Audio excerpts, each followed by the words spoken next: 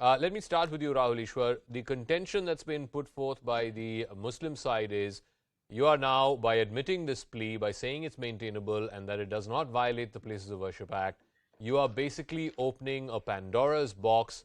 There are thousands of temples, thousands of mosques across the country that were built on temple ruins. You're going to just open this up to a nightmare.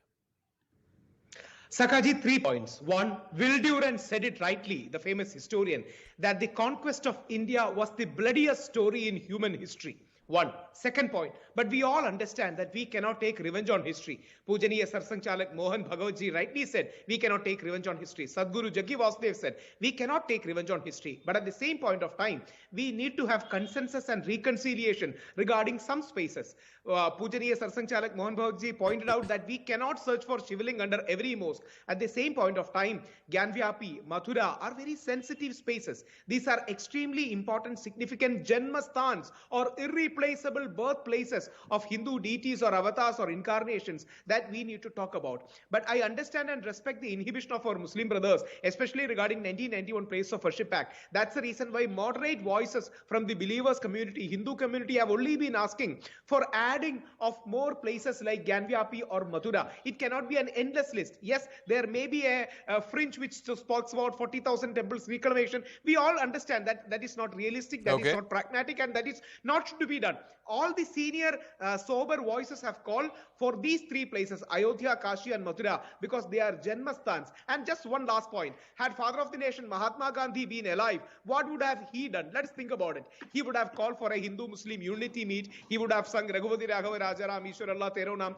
and he would have searched for some kind of consensus. K.K. Mohammed rightly says, who's a famous archaeologist and scholar, says Muslim community should talk with their Hindu brothers and find consensus for these 3 or now these 2 places. Then there can be a goodwill. And Maulana Qadri is also joining us. Maulana Qadri जी, आज के जो order है district court का बड़ा simple सा सीधा सा order है कि ऑर्डर 7 रूल 11 जो मुस्लिम पक्ष का आर्ग्यूमेंट था, दलील था, उसको उन्होंने खारिज कर दिया. उन्होंने बोला है कि ये जो मामला है, ये जो सूट है, ये प्लेसेस ऑफ वर्शिप एक्ट इसको बार नहीं करती है. तो they have admitted the plea maintainable है और इस पे सुनवाई होगी. क्या आपको लगता है कि मुस्लिम पक्ष को इस डिसीजन के बाद, इस अदालत के फैसले के बाद उनको छोड़ देना चाहिए? बिकॉज क्या ही मांग रहे हैं, सिर्फ वर्शिप का परमिशन ही मांग रहे हैं. जो हो रहा था 1993 तक, उसके बाद ही बंद हुआ है जो भी ये डेली पूजा और आरती जो चल रही थी. 1993 तक तो चल ही रहा था. तो सिर्फ वही मांग है हिंदू पक्ष का. देखिए जेकब साहब, मैं तो फ्रॉम द फर्स्ट डे एक ही बात कह रहा हूं कि ये जो ज्ञानव्यापी, मथुरा, काशी का जो मसला है, इसको अगर हम कोर्ट में चलाएंगे तो यकीनी बात है काफी ज्यादा प्रोलॉन्ग होगा. और जिस तरीके से बाबरी का इशू चलता रहा और जितना हमारे देश में हालात बिगड़ते रहे, नफरतें फैलती गई, कई रियॉट्स हुए, आपके सामने सारी तारीख रखी हुई है.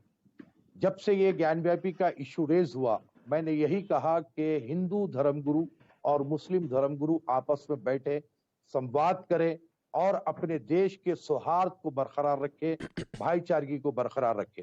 जिस वक्त ज्ञानव्यापी का वीडियो और विजुअल्स वायरल हुए थे, उस वक्त भी मैंने ये कहा था कि इसको अब मजीद कोर्ट में ले जाने की बजाय हमें चाहिए कि हम आपस में संवाद करें.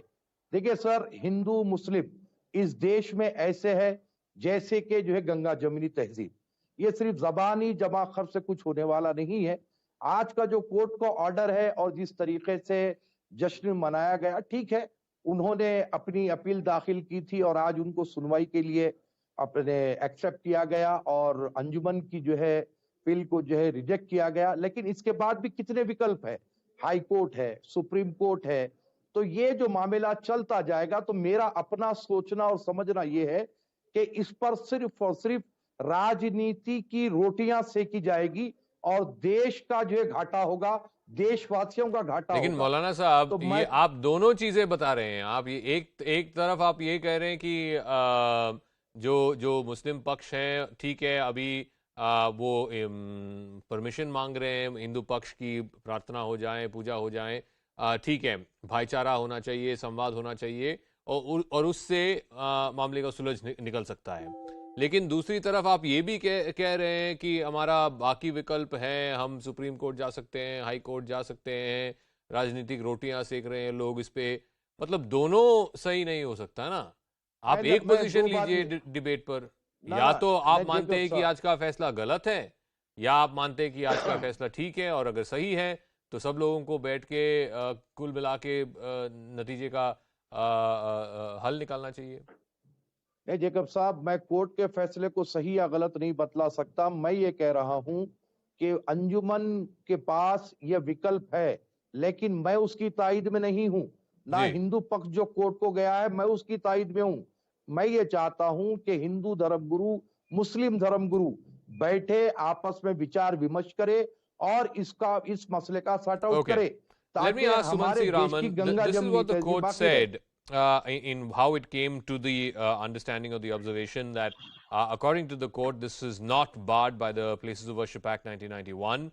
The judge said that according to the plaintiffs, they were worshipping at this disputed place incessantly since a long time till 1993. After 1993, they were allowed to worship the above mentioned gods only once a year under the regulatory state of Uttar Pradesh. Therefore, the Places of Worship Act 1991 does not operate as a bar on this suit, and the suit is not barred by the act. So if they were worshipping from 1947 till 1993, then what stops them from worshipping from 2022 till eternity? No, Zaka, the question is the status of the place as it existed in 1947. The place as it existed in 1947 was the Gyanvapi mosque.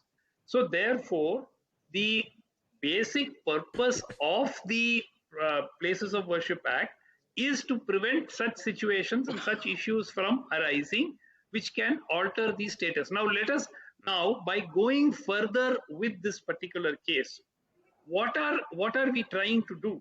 Are we trying to change the place, the status of the place of worship as it existed on 1947? If you are doing that, then you are flouting the law.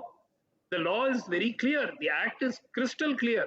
It says that the status of a religious place as it existed on 15th August 1947 shall not be changed, and it made an exception for the Babri Masjid in the Ram Janmabhoomi. Sumant, in this case, the petitioner's contention was not that the religious character of this place be determined or that it be changed. All that the petitioner has contended for was there was a certain practice of offering arti or puja, which was continuing from 1947 until 1993, right after the demolition of the Babri Masjid. So what is the plea? All that the petitioner is asking for is restoration of that practice. That's it. Zaka, just 1 second.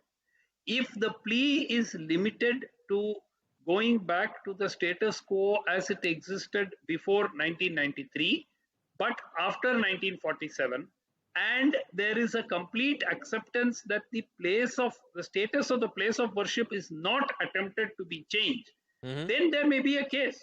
But my point is, clearly what is actually starting off as step 1 is a prelude to a logical leading towards a step 2, which is an attempt to change the status of the place of worship.